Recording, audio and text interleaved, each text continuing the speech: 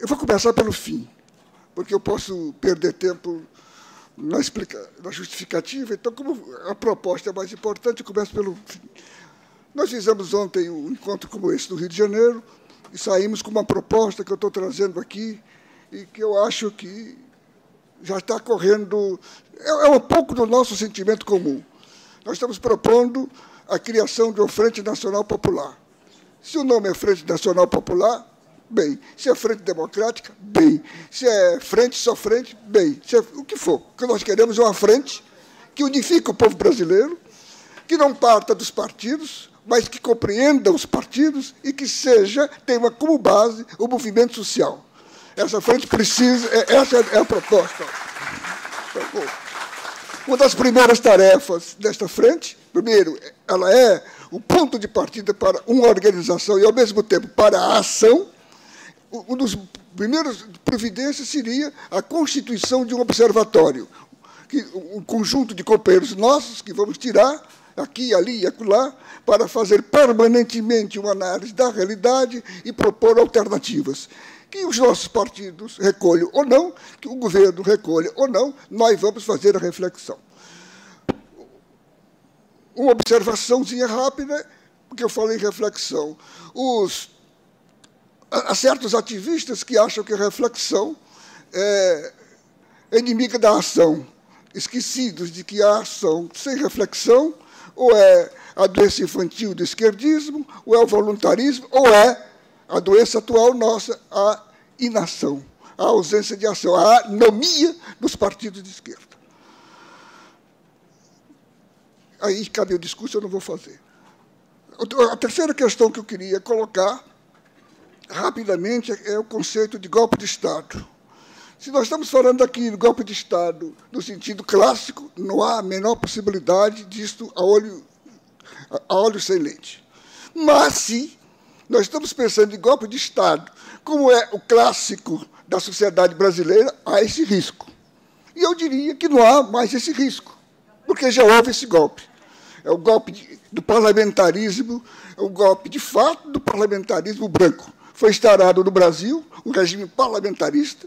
O primeiro-ministro já foram nomeados, é o condomínio do presidente da Câmara e o presidente do Senado, e já temos o que tínhamos no Império. Isso é homenagem ao Lemo, que fala muito do Império. Já temos o que tinha no Império, o poder moderador, que é o vice-presidente Michel Temer.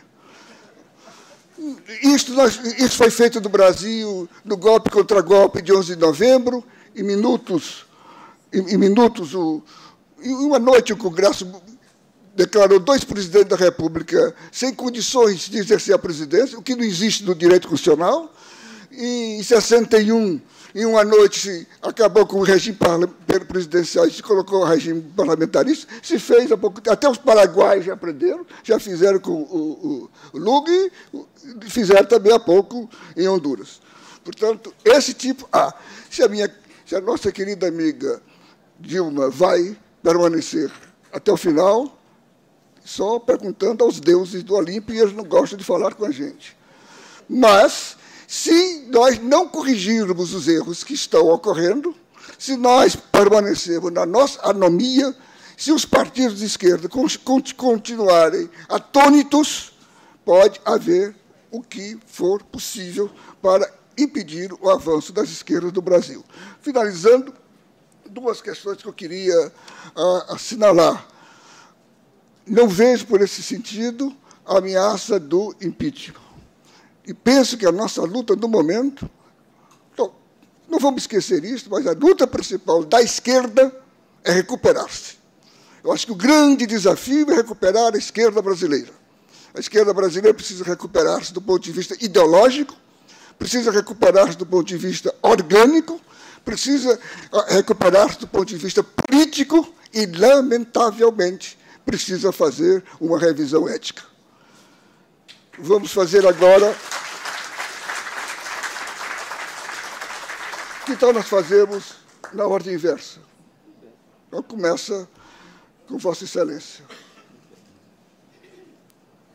Para terminar essa experiência de hoje à noite, muito rica e muito profícua, desejo que essa frente possa se desenvolver de alguma forma, a coalizão pela reforma política democrática, com 120, 130 entidades, está à disposição, Roberto, para conversar, para ampliar. Não é? Marquemos logo uma reunião. Pois é, vamos marcar.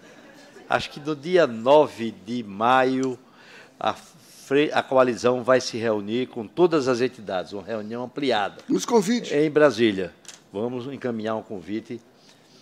Não sei para qual entidade essa frente, mas eu vou considerar, vamos personificar a pessoa do Roberto e você receberá um convite para isso. Eu serei o porteiro. Pronto.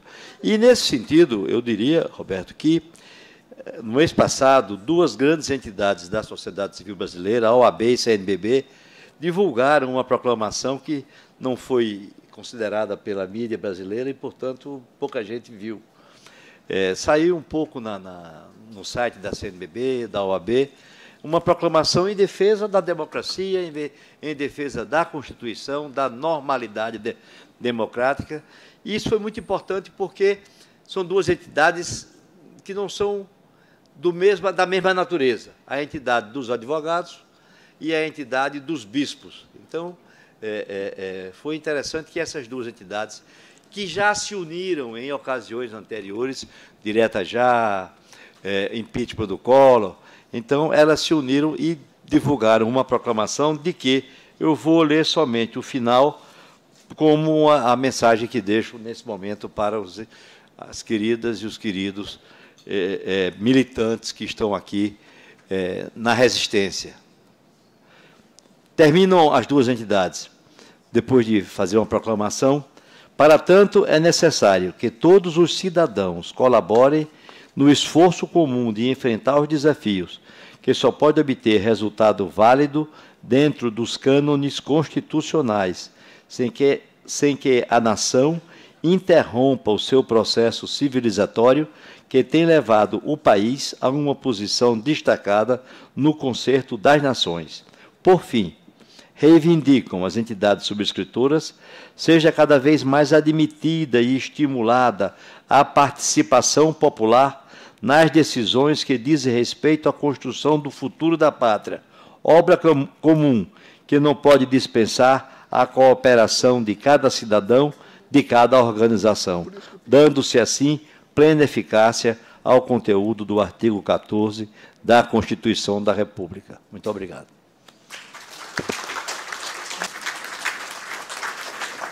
Eu estou discutindo também um pouco essa questão da frente com o Aitan. O Aitan acha que nós devemos ter um programa de saída muito fechado. Eu tenho dúvida, acho que deve ser um negócio aberto e para ser uma frente ampla. Mas isso é coisa que o processo vai decidir. Apenas nós temos, eu queria colocar 4, 5 pontos para que não pode ser uma frente sem o mínimo de caráter. Como é que as pessoas vão aderir? Então, uma é a defesa da democracia em todo o seu sentido amplo. Evidentemente, você não pode defender a democracia sem defender a legalidade democrática, o Estado de Direito democrático, né? O Estado de Direito apenas, o Estado de Direito democrático, a defesa das instituições, etc. A soberania, a defesa da soberania nacional, que está sendo assaltada agora e que foi uma das marcas do governo Lula. O combate a todas as desigualdades, não só a desigualdade de gênero, a desigualdade social, a desigualdade econômica, as desigualdades raciais, e a defesa dos interesses dos trabalhadores em geral. Não vamos aceitar nenhuma restrição, trabalhadores aí, a gente considerando todos os assalariados. Governador. E a comunicação? Enfim, eu comecei falando da democracia. Vocês acham que pode haver democracia sem a defesa da liberdade da comunicação? É porque, se a gente for desdobrar cada um desses itens agora, aí vira um programa. Quer dizer, são palavras de chave. Ótimo. Então, a regularização... Como? Democratização da mídia. Tá bom. A gente desdobra, né? A democracia, incluir a democratização dos meios de comunicação. Ótimo. Governador. Presidente, eu quero agradecer a oportunidade de estar com os senhores trocar ideias. Eu só lamento que vocês estão muito pessimistas, muito mais do que deveriam.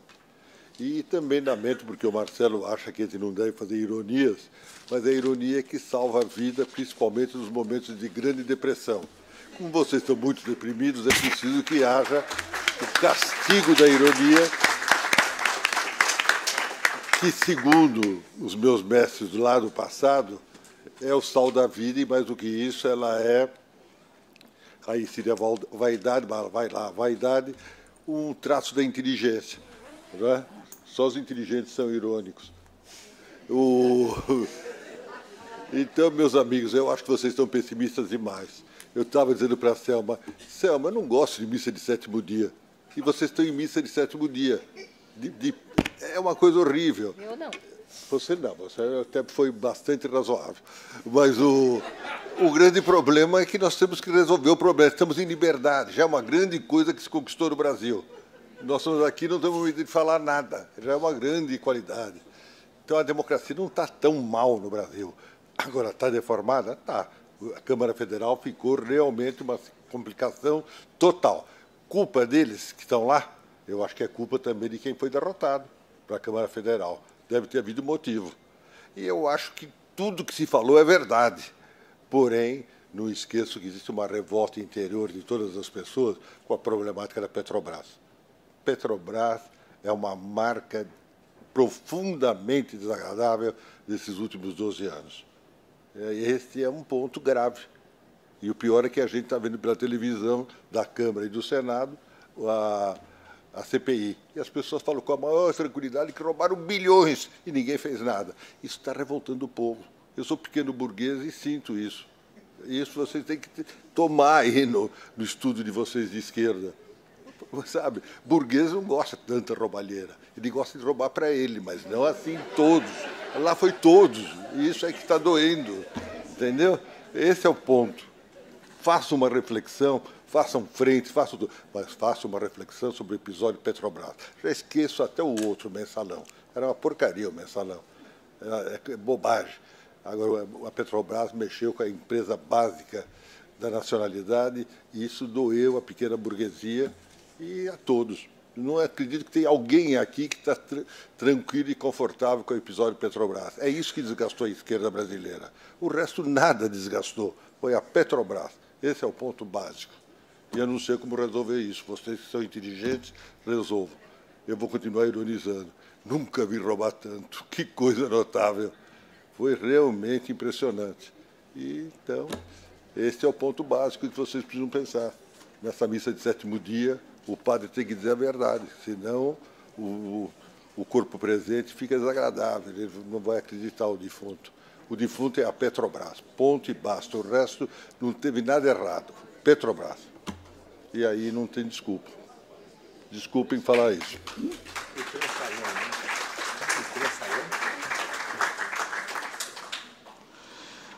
Professora, encerre. Bom, primeiro, obrigada pela oportunidade da discussão. Acho que ela foi muito importante para pensar e agir. Eu quero falar 3 coisas. A primeira é que tem uma ingenuidade básica, às vezes, em achar que um partido de esquerda, pelo seu programa e pelas suas relações sociais, é imune à disputa da burguesia. A disputa da burguesia não acontece só em teatros públicos e grandes e fáceis. Ela acontece cotidianamente e ela se dá pelo léxico, ela se dá pelo dinheiro e ela se dá pelos projetos. É um jogo de sedução extremamente perverso, potente e complicado. Na origem dele está a questão do financiamento de campanha. Evidente que não é só isso. Não é só isso. Agora, meus amigos e companheiros, o programa só não salva. Numa sociedade como a nossa, não. Tem mais coisa nessa história. E a participação social nessa dinâmica é absolutamente fundamental. Se eu tivesse que eleger um programa mínimo, eu diria, o primeiro deles é acabar, de fato, com o financiamento empresarial de campanha. Isso é básico, básico.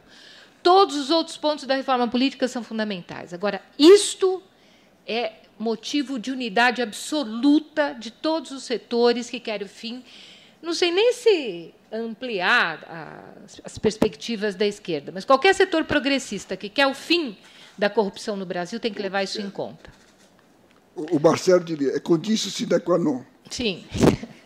Sim. Segunda coisa que eu quero falar é que eu acho que a situação da Câmara não tem que ver com vácuo institucional, tem que ver com derrota. Nós precisamos dar nome aos bois. Agora está começando a ficar verdade. E essa derrota tem muitas razões. A primeira delas é achar que a governabilidade se sustenta por acordo de maioria parlamentar. Esse problema é básico. Esse problema levou aos nossos erros aqui e a muitos erros na Europa. Basta ver o destino da social-democracia na Europa. Não é só um problema de programa. Um partido que tem vocação transformadora, ou uma frente que tem uma vocação transformadora, não pode prescindir da organização popular e da ampliação do debate sobre ideias na sociedade, porque senão não muda. Para transformar, precisa de ideia, precisa de geração de formulação política, precisa de criatividade política. Então, com pessimismo ou sem pessimismo, o fato é que nós temos que enfrentar isso. Eu acho que a frente é uma dimensão. Agora, nós temos que voltar a ter organização mais ampla. Não é só mobilização, não são só grandes bandeiras. Isso não muda a realidade só. O que mudou a realidade no Brasil foi um trabalho de anos de diálogo político nas ruas. Eu participei disso, muita gente aqui participou, e sabe que muda. E não é verdade que está tudo igual de janeiro para cá. Basta ver a questão da terceirização. A Câmara votou, mas votou com preocupações. Votou porque nós vamos brigar no dia 1º de maio. E vamos brigar mais. E quando eu falo vamos brigar mais, eu estou falando dos trabalhadores, não estou só falando dos partidos. Esse exercício de aproximação com os movimentos sociais não são imunes aos mesmos problemas que foi o PT, que é o partido de esquerda majoritário, e nem não existe paraíso, meus companheiros. Não existe paraíso. Nem os movimentos sociais, nem os sindicatos estão imunes a boa parte dos problemas que nós estamos discutindo aqui. Agora, todos juntos, repensando esse processo, talvez traga vigor de novo. Junto com as ruas, junto com a experiência da juventude, junto com uma retomada do diálogo, não só pela internet, mas do diálogo na rua. Talvez a gente encontre outras formas de fazer isso. E acho que o vigor da transformação ameniza os nossos cabelos brancos, sabe? Porque quando a gente vai para a rua, se encontra, conversa e pensa, muita coisa acontece, como uma reunião como essa. A frente é uma das dimensões, a meu juízo, desse trabalho, muito bem-vinda. Mas acho que nós precisamos de pontos muito claros para a sociedade. Por quê? É verdade que nós temos a Petrobras, mas é verdade que nós temos na ação da Petrobras arbitrariedades brutais, e elas precisam ser ditas. Nós estamos vendo isso nas ruas. Nós vimos o que aconteceu. O juiz confundiu a mulher do Vacari com a cunhada, minha gente. Não dá. Esse tipo de coisa, que é muito elementar e básica, que há alguns anos era capaz de nos movimentar e manifestar indignação, cai na vala comum da corrupção. Eu não estou nessa. Erro é erro aqui ou acolá. E esse debate precisa ser feito com todas as letras. Nós não podemos nos acovardar. Isso não é um problema moral, isso é um problema político, essencialmente. Político. Então, não é abaixar ou levantar a cabeça nessa altura, é uma questão, não é só de sobrevivência. É da vocação transformadora de um projeto. Eu não acho só que o nosso problema é de resistência. Eu acho que o nosso problema é de rumo. Rumo do projeto econômico, social e cultural para a América Latina. A direita, em nível mundial, percebeu isso. E está constrangendo o nosso projeto aqui, constrangendo os BRICS e constrangendo o G20. Desde a guerra, o G7 não mudou.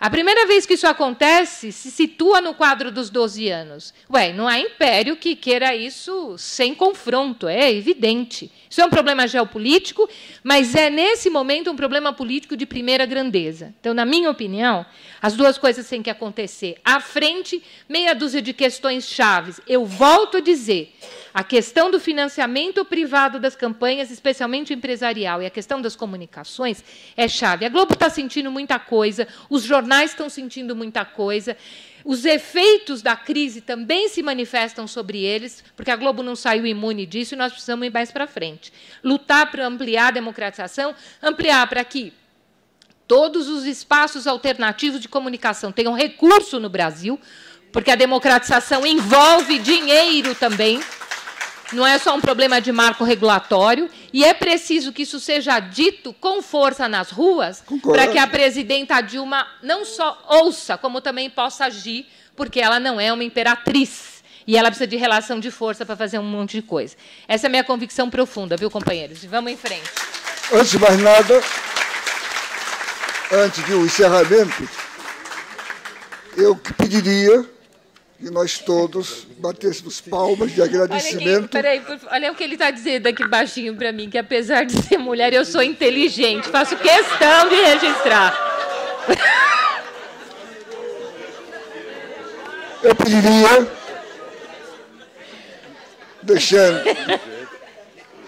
pediria, eu acho que foi uma noite muito brilhante, uma noite enriquecedora. Nossos agradecimentos aos que tiveram a ideia, aos que fizeram as primeiras reuniões, ao Aitan, a Helenite, a todos que organizaram aqui. Isso é um projeto coletivo. A importância disso aqui não ficou... A organização não ficou apenas dos que organizaram, mas principalmente dos que vieram. Isso é muito importante. O governador, isso aqui não é um ponto de chegada, isso é um ponto de partida. Nós vamos transformar isso aqui numa onda de reversão de expectativas, vamos lutar pela defesa dos princípios da esquerda e do governo. Mas, antes de mais nada, eu pediria, se eu estou interpretando o pensamento coletivo, que nós agradecêssemos os palestrantes e os debatedores com uma salva de palmas. E da próxima vez vamos encerrar cantando a Terceira Internacional. Opa!